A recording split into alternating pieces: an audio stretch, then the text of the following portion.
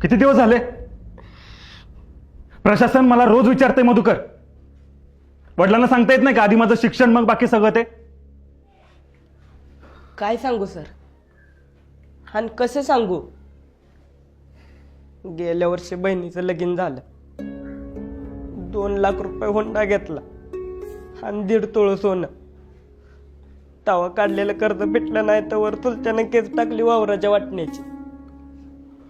तिथं पैसा गेला, केस हरलो, घराच्या वाटण्या झाल्या. आता तर कुणाच्या घरात राहतोय सर. इकडून उंदीर येतोय तर तिकडून घुस येत्या. पावसाळ्यात अख्खं घर गळतंय.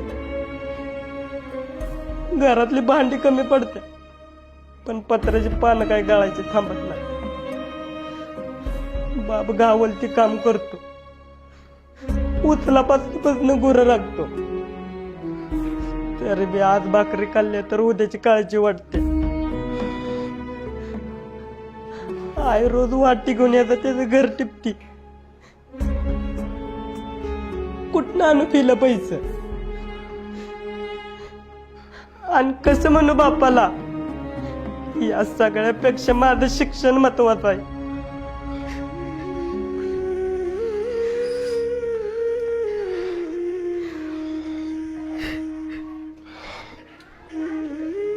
चला लिहून का सगळ्यांनी?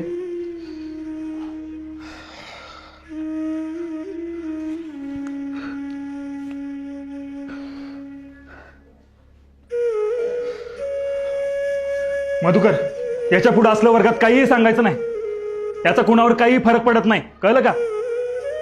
प्रशासनाने नेमून दिलेली फी तुला द्यावीच लागेल.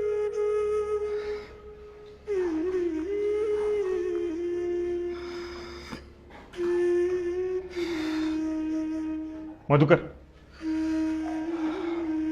जाताना स्टाफ रूम मध्ये भेटून जा. तुझ्या वडिलांसाठी एक निरोप आहे. बस खाली.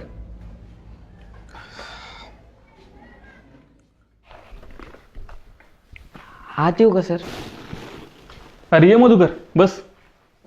नाही नको, हाय तो उभा. अरे ये रे, बस. नको. अरे ये म्हणलं ना.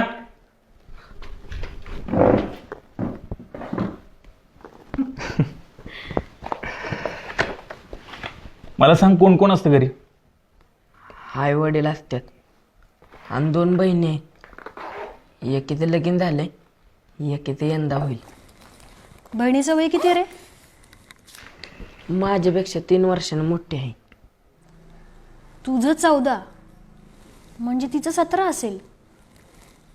एवढं लवकर लग्न कसं काय? कधी कधी परिस्थितीसमोर हात टेकावे लागतात मॅडम. सगळीकडेच तुमचे सरकारी नियम लावून चालत नाही. शिक्षक असून तुम्ही असं म्हणता कांबळे सर? अहो, शाळेपेक्षा बाहेरच्या जगात जास्त वावरणारा शिक्षक आहे मी. घरात तरण्यापुरीला ठेवून रानात जाणाऱ्या बापाच्या जीवावर उचललेल्या वजापेक्षा जास्त दडपण येतो. आणि तेच मनावरचं ओझं हलकं करण्यासाठी तो तिच्या लग्नाची घाई करत असतो. अहो पण तिने शिक्षण घ्यायला हवं होतं असं तुम्हाला खरंच नाही वाटत? अहो मॅडम, याच्या शिक्षणासाठी पैसे नाहीत त्यांना, तर मुलीच्या शिक्षणासाठी कुठनं असणार आहेत? अहो पण सगळं फुकटच आहे ना. जेवण, पुस्तकं, कपडे सुद्धा. तेवढंच फुकट आहे मॅडम. शाळा दुपारचं जेवण देते आणि त्याच जेवणाचा डबा आणल म्हणून पोरांना शाळेत पाठवणारा आईबाप बघतो ना, तेव्हा त्याच व्यवस्थेचा भाग असल्याची चीड येते. घरी भाकरीची तरा असल्यावर काय वाटतं याची झळ तुमच्यापर्यंत पुचली नसेल म्हणून तुम्ही असं बोलताय मॅडम. अहो, ज्या घरी भाकरीसाठी आईबाप रानोमाळ फिरतात त्या घरचं सगळं त्या मुलीलाच बघावं लागतं की. आणि कसं आहे मॅडम, तुमच्या भूमितीतल्या गोलापेक्षा भाकरीचा गोल जास्त मोठा असतो तिच्यासाठी.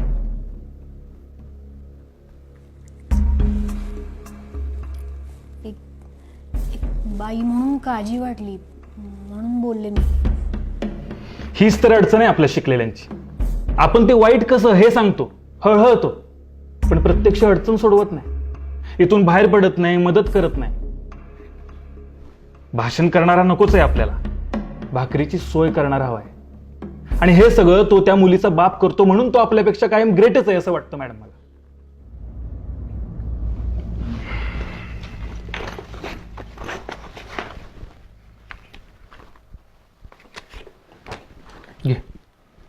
अहो नाही नको, बापाला सांगितलं करतील ते.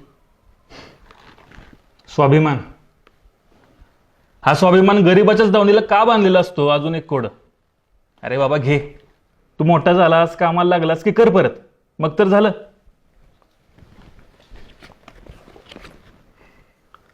अहो फी फक्त 750 आहे, हे जास्त आहेत. अजून एक वाईट गुण, इमानदारी. अरे बाबा ठेव, लागतील तुला. आणि अजून काय लागलं तर मला मागायचं, कुणासमोर हात पसरायचे नाहीत काय. आणि तू काय काळजी करू नकोस, मी नीट लिहून ठेवेन. तू मोठा झालास, कामाला लागलास की कर मला परत. पण आता एक शब्द बोलू नकोस. उद्याची उद्या फी भरून टाकायची. आणि आता फक्त अभ्यासाचाच विचार करायचा काय. चला.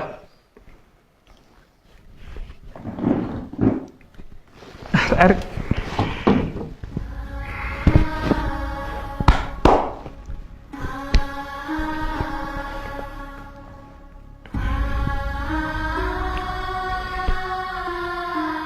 सर, हे एकदा फिरवू का?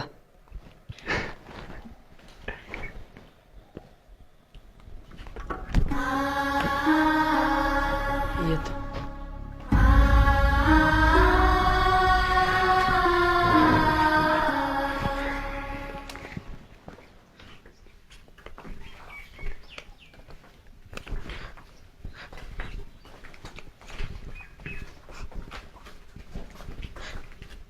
मध्या, काय झालं रडायला? सर रागवलं का? नाही अभ्या, फीचे पैसे दिले सरांनी. सगळे शिक्षक कुरकुटे तरंगत नसतात रे. काय काय कांबळे सर बी असते. तिथनी 1 मिनिट बी लागला नाही हे काढून द्यायला. माझ्या बापाचं 2 दिवसाचं कष्ट वाचवलं रे याने.